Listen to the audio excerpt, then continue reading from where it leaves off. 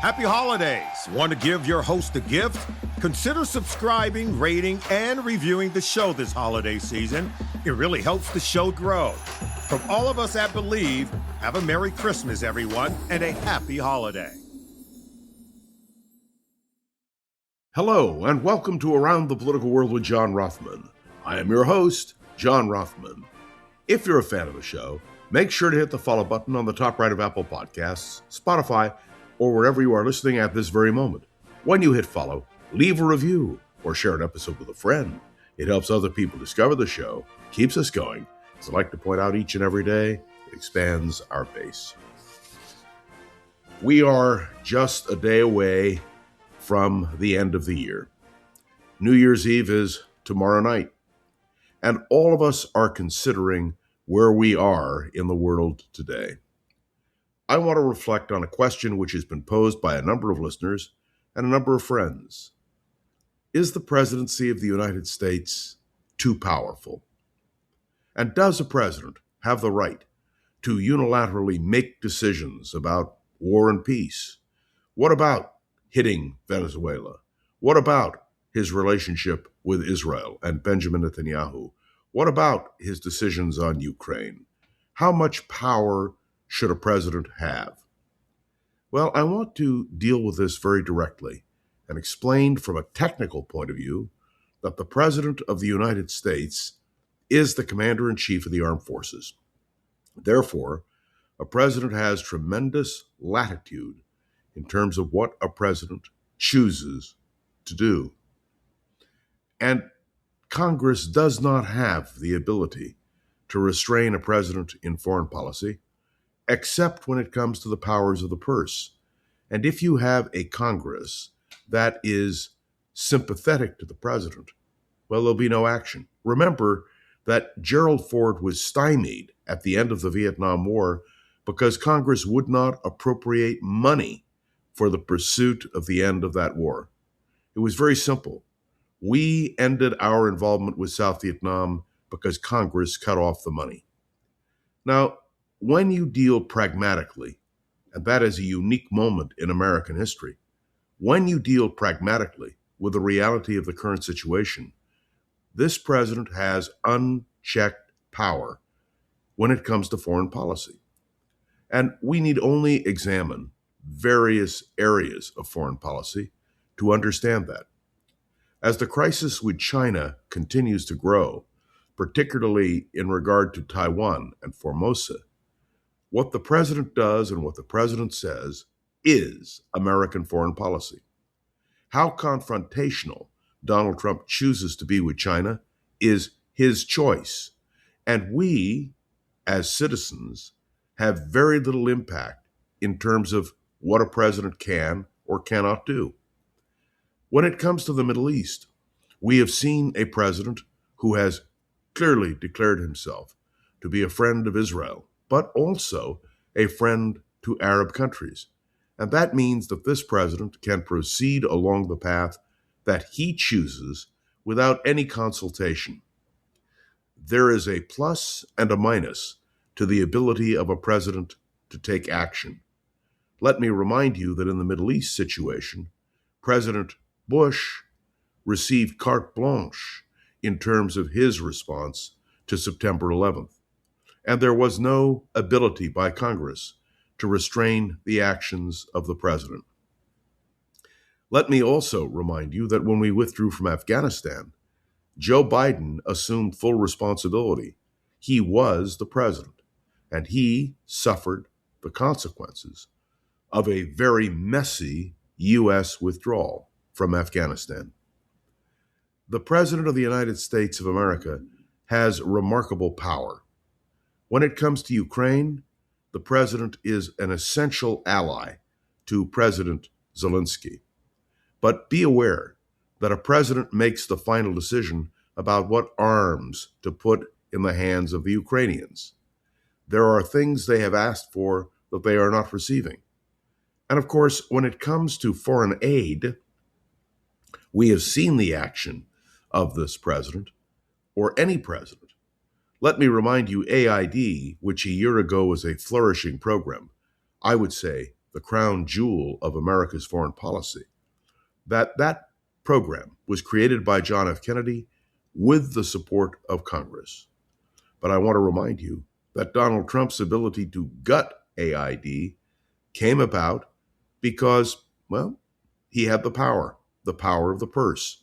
And so a program that was extremely effective is now gone for all intents and purposes. When it comes to the power of a president, there were attempts by Congress to impose limitations.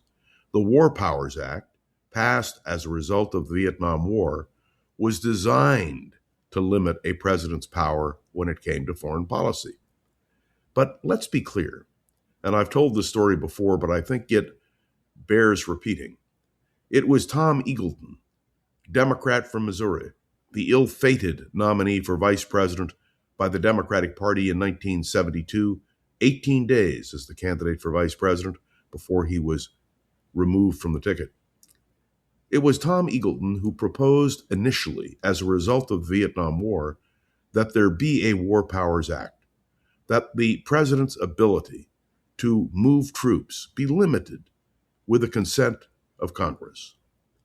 And when, in the end, the bill came before the United States Senate, Senator Eagleton explained to me in a rather lengthy interview that he voted against his own recommendation. He did so because the War Powers Act did not expand, or rather did not limit the power of a president. Instead, the War Powers Act expanded a president's latitude in terms of putting troops into combat. The question that was posed to me by several of you is, should a president have that kind of power? Well, if you go back to the founders, if you want to be an originalist when it comes to the Constitution, or even a strict constructionist, as was said in the old days, there is no doubt that Congress reserved the power to declare war. And yet here we are in December of 2025, and the last time Congress declared war was in December of 1941. Until Congress acted, we were not at war with Japan. And President Roosevelt's dramatic speech on December 8th, 1941, about Japan and the attack by Japan on Pearl Harbor, the power to make war was reserved for the Congress. Those days are gone. Now, the question is, can Congress reclaim its power? Let me point out to you that under this administration, the Trump administration, whether you are for or against Donald Trump's policies, Donald Trump has had the ability to make moves that normally, I think, would have been opposed by an opposition. But the opposition, the Democrats, don't have the votes. And so the president is proceeding with virtually unrestricted power. And that applies, by the way, to domestic affairs as well.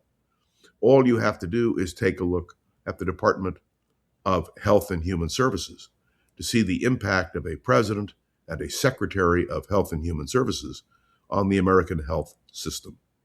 All you have to do is look at what DOGE did in terms of massive federal cuts. Have you called your friendly Social Security office lately? It's hard to get through and even harder to get an answer. And with tax season right around the corner, the IRS is going to be overwhelmed because of the layoffs, because of the changes. It'll be harder to get direct answers from the IRS. And when it comes to the performing arts, take a look at what has happened at the Kennedy Center, now called the Trump Kennedy Center. You can see the reaction of artists who are refusing to perform. And you can see the reaction of, well, those in the administration who would like to be able to control the arts. This is a serious matter dealing with presidential power. So I wanted, as we approach the end of the year, to describe to you the simple truth. What we once viewed as co-equal branches of government, the executive, the legislative, and the judicial, well, it's out of balance. Now, the Supreme Court will have a chance to weigh in. Remember that there are a number of decisions pending about presidential power, including the power to impose tariffs, that will be decided by the Supreme Court. Now, there are, as all of us know, a conservative majority which is hard to overrule. And yet we saw a 6-3 decision just 2 weeks ago in which the Supreme Court acted to limit certain aspects of presidential power. There is a great debate which should be had in this country about executive authority. We have talked about a unitary executive in the past. There are those on the right who favor a unitary presidency, and they've made that clear, particularly in the Heritage Group. But let me point out that when Joe Biden or Barack Obama or any liberal president tries to extend that kind of power, there is an outcry. The simple fact is that balance of power, that co-equal branches of government should exist whether or not liberals or conservatives, Democrats or Republicans are in charge. How do we limit a president's authority? The only way to do it is for Congress to extend its views to the president. And I used as an example at the very beginning the rebuke of Gerald Ford, if you will, over the Vietnam War. We have had examples where Congress has said, absolutely not, where they've cut off money. But that seems not to be what Congress is doing. So let me be clear. In this upcoming election of 2026, the power of Congress and the ability of a president to act unilaterally will be on the ballot across this country. And the decision, the debate, is going to be a vigorous debate. And it should be centered not just on foreign policy, but on domestic policy. Will that happen? Only if we, the people, demand it. I have tried in this podcast, particularly today, to talk about the power of a president in foreign policy and to see how a president maneuvers in domestic policy. What a president decides to do is critical. Let me point out that most critical has to do with the courts. And that is that a president, when it comes to the Supreme Court, the federal courts, has the absolute power to nominate who he wants. And that means that a president has tremendous influence on the future of American politics. So the limitation of presidential power may not be in the offing, but who we elect as president is going to be front and center in the days ahead. The battle for 2028 is on, and the question of who the two parties will nominate for the presidency and what their perception is of the presidency will be critical. When Richard Nixon ran for president in 1968, he delivered a radio address on the nature of the American presidency. It is a model of what a president should think about the role of a president. It was a brilliant articulation by Richard Nixon of his view of the American presidency. Now, of course, the fact that he articulated a view didn't mean that he would follow that particular method when he was elected. But the idea that we should ask candidates for political office, particularly for the presidency, what their vision is of their role, of their power. The unchecked power of an imperial presidency is something we should be very, very leery of. And if there are going to be breaks on this kind of approach to the presidency, we'd better know about it before we elect an individual as president. This is a fundamental point.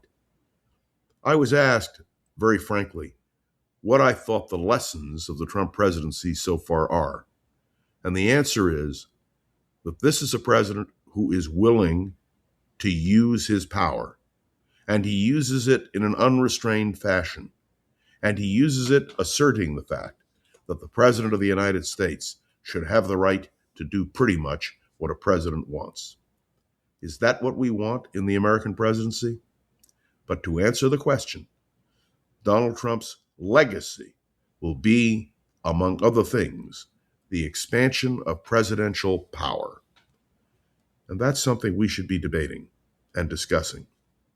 Certainly, the idea of the founders was to construct a presidency which was limited by a balance between executive, legislative, and judicial branches of government. The fact that those branches are not functioning in the way that they should, at least in my judgment, is something we need to think about. It is the future of the American constitutional system. Are we going to function as our founders explained it to us, with the clear mandate, it will be a republic if you can keep it? Thanks for tuning in to another episode of Around the Political World with John Rothman. You can write me a review on Apple Podcasts, drop a comment on YouTube or Spotify, and click any of the links to the show notes to connect with me on social media. Of course, you can email me directly as well. Remember, please, to share this episode with a friend or colleague so we can continue to grow and expand, which of course is our goal. And as you know, this year has seen a wonderful extension. The show has been getting so much positive attention that we now have advertising support. This will help us to create more opportunities for Around the Political World with John Rothman, and we're very happy about that. And we hope you're happy with what we are doing. My deep appreciation to Gogo Zoger, the wonderful producer of this podcast, who makes us alive every single weekday. I will be back tomorrow, New Year's Eve day. I'll be back and we'll have a chance to talk again. I will take New Year's Day off and we'll see how the world spins in those days ahead. I am John Rothman. You are listening to Around the Political World with John Rothman. I will see you tomorrow, right here, and I can't wait. See you then.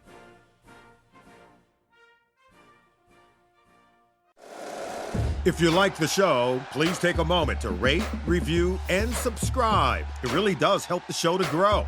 Thank you for listening.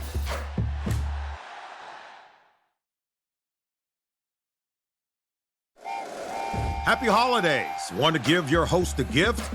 Consider subscribing, rating, and reviewing the show this holiday season. It really helps the show grow. From all of us at Believe, have a Merry Christmas, everyone, and a Happy Holiday.